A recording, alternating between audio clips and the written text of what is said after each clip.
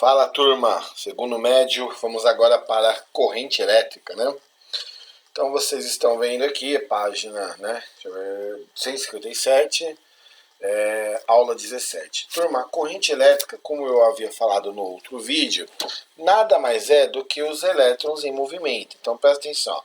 Nós temos aqui a bateria, polo positivo, polo negativo. Esses polos são potenciais elétricos, ok? Então lembrando que vai ter um campo elétrico e esse campo gera uma força. Toda vez que eu tenho carga em campo, vai ser gerada uma força. F igual a QE, né? Lembra da nossa F, né? Igual a Q vezes E. Bem, e aí eu falei, né, naquela aula, né, do campo elétrico que força, turma, quando ela atua em cima de uma partícula, ela vai gerar uma aceleração. Então, se ela gera uma aceleração é porque vai ter movimento. Então, neste caso ali, os elétrons eles vão ficar em movimento. E elétrons em movimento ordenado é o que nós chamamos de corrente elétrica. Então, dá uma olhada, ó. Nós sabemos que os elétrons, na verdade, eles têm carga negativa e eles chegariam, né, até o polo positivo, porque eles são atraídos pelo potencial positivo, ok? E são repelidos pelo potencial negativo. Porém, não é isso que vai ocorrer. Ou seja, a parte dos elétrons, turma, eles, por convenção, tá, os físicos se reuniram e convencionaram que o movimento dos elétrons ele é um movimento contrário, né? Deixa eu aumentar um pouquinho mais aqui. Ele é contrário ao movimento real. Então, se o movimento real é esse que a gente falou que chega até o polo positivo, então o convencional é o contrário, é o que sai do polo positivo, ok?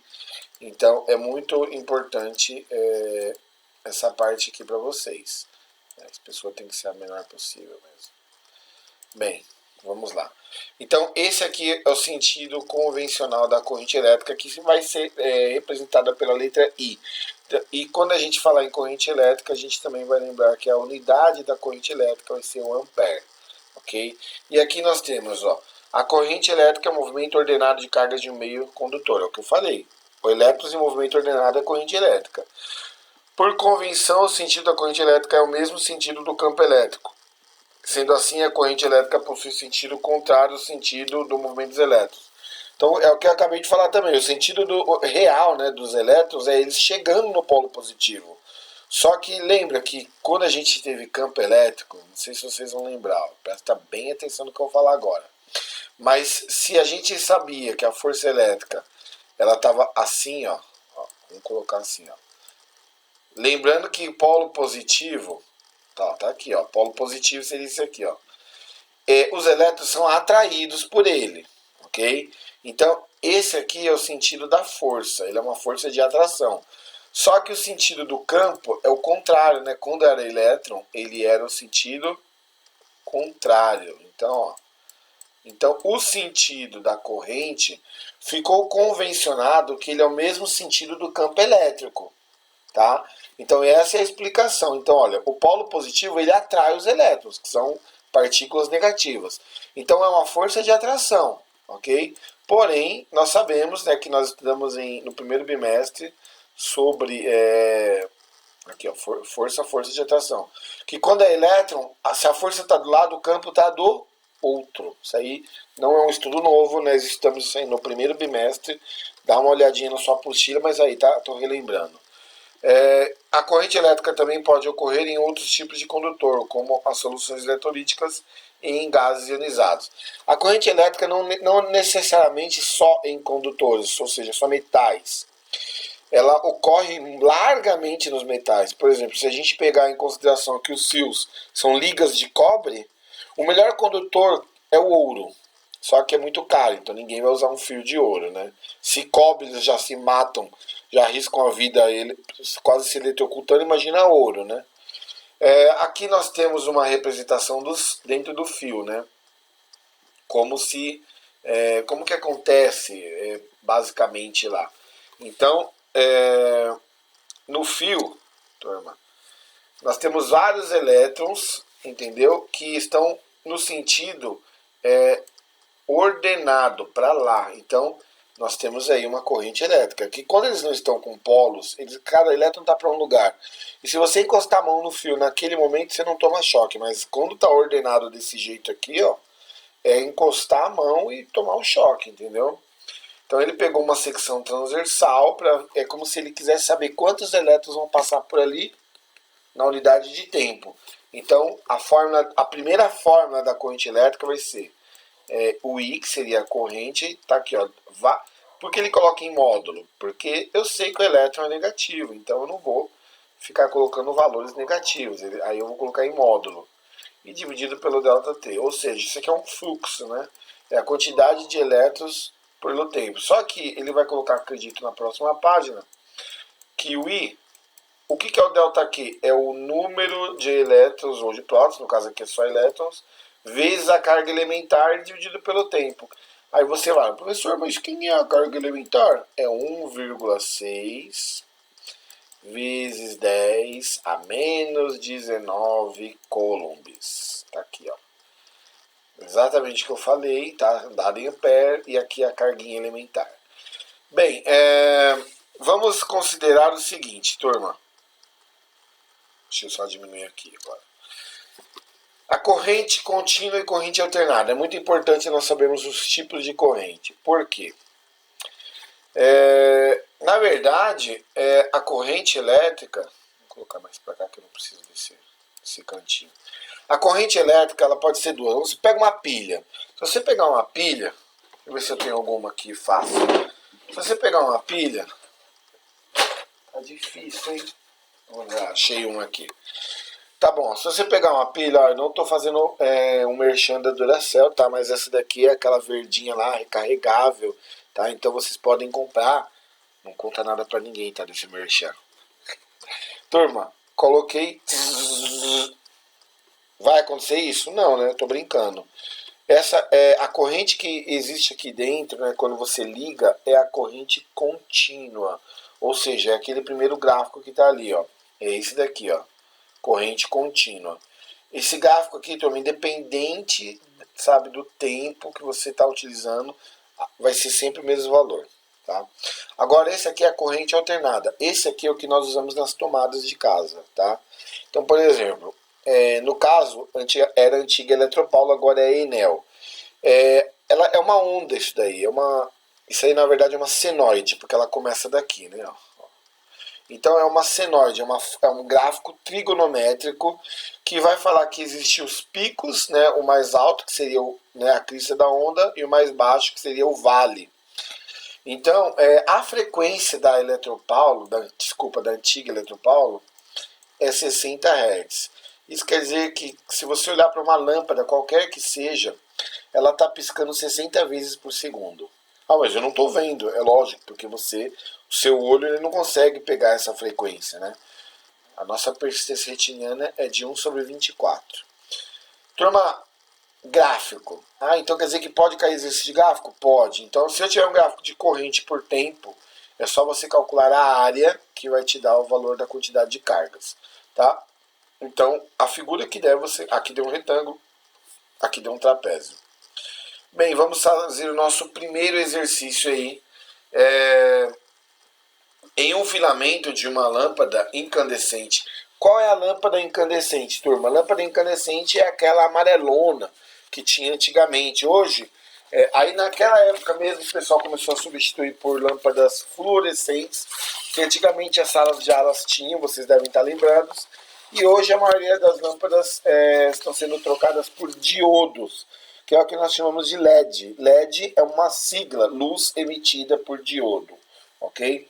No caso desse exercício, ele fala o seguinte, ó, em um filamento de uma lâmpada incandescente, no qual é aplicada uma DDP de 20...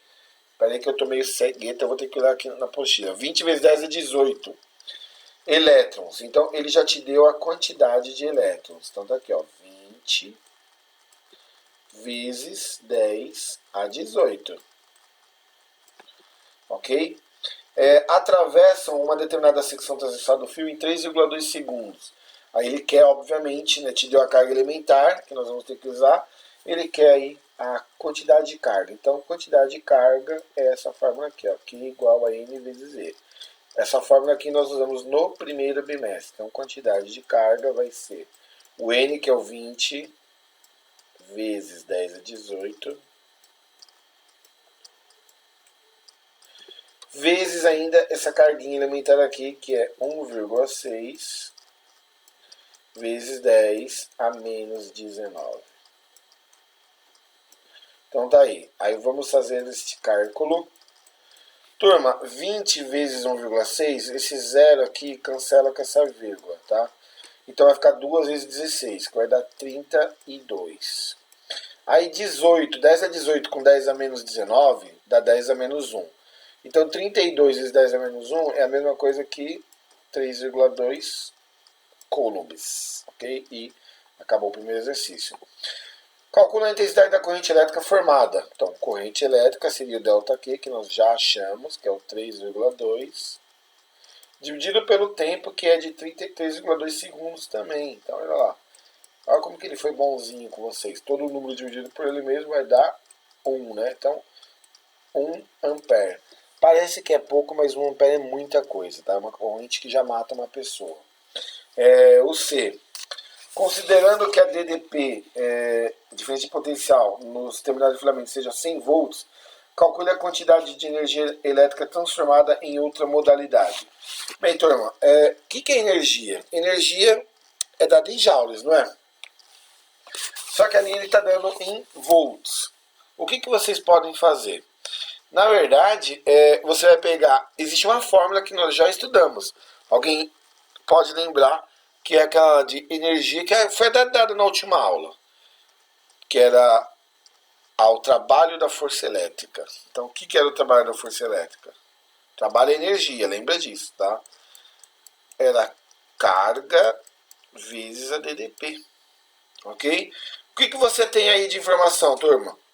Bem, você tem o valor da DDP, que é 100, e você também tem a quantidade de carga, que é 3,2. Então, é só colocar 3,2 vezes 100, e aí acaba a brincadeira. Isso aqui dá 320 joules. Beleza? E aí vamos para o D de dado.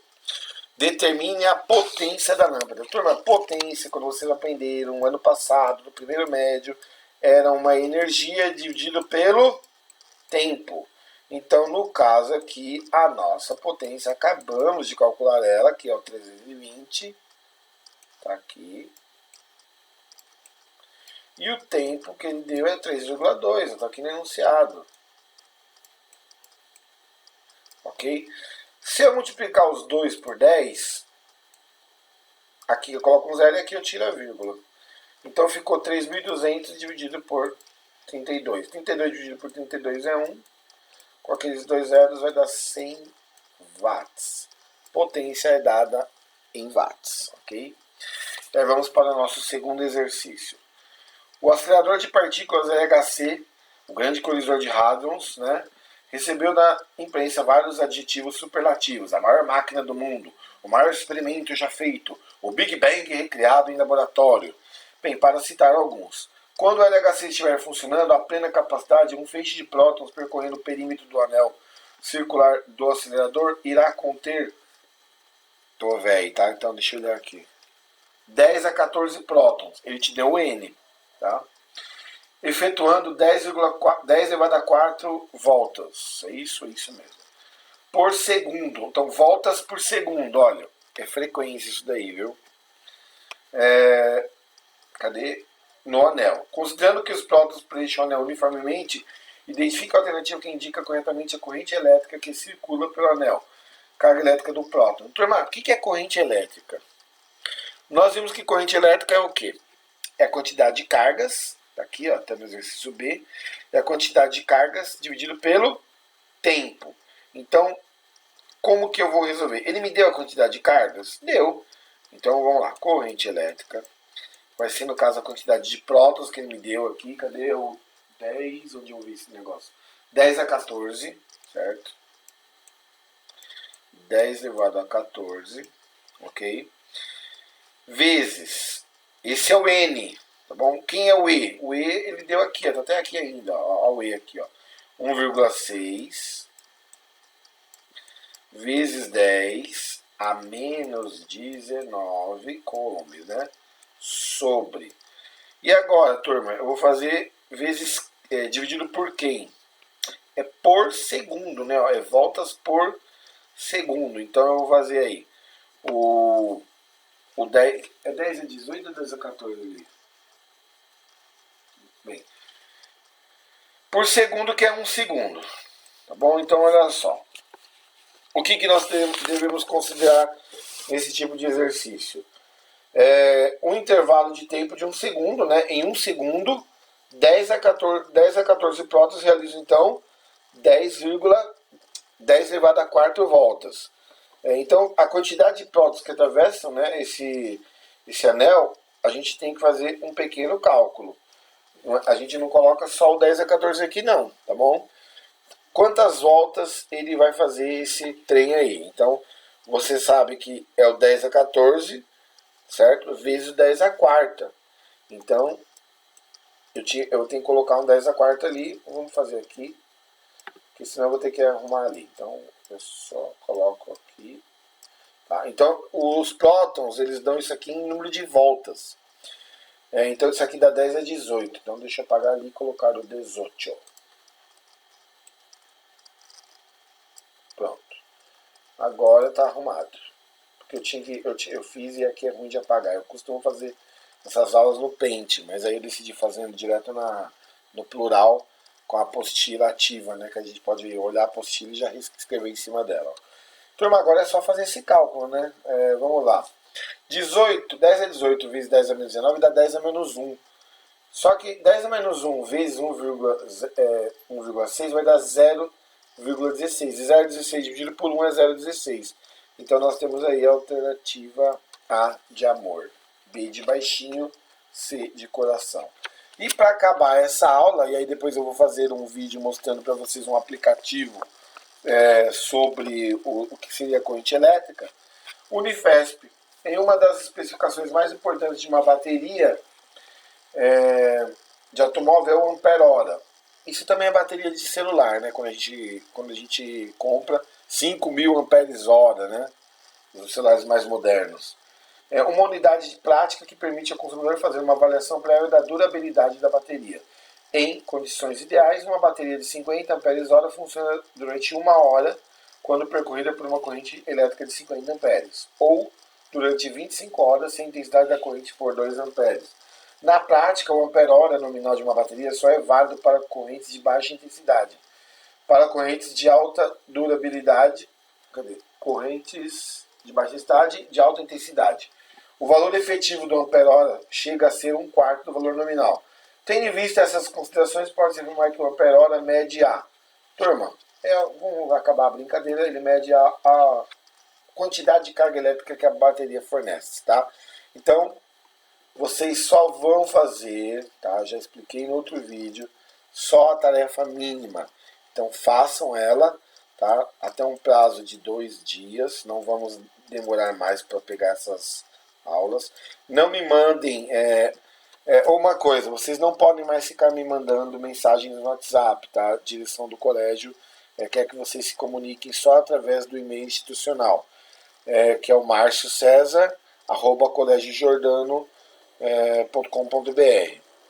Então, vocês vão me mandar num prazo máximo de 2 dias. Não me perguntem, eu já estou deixando bem claro o que eu quero, só tarefa mínima.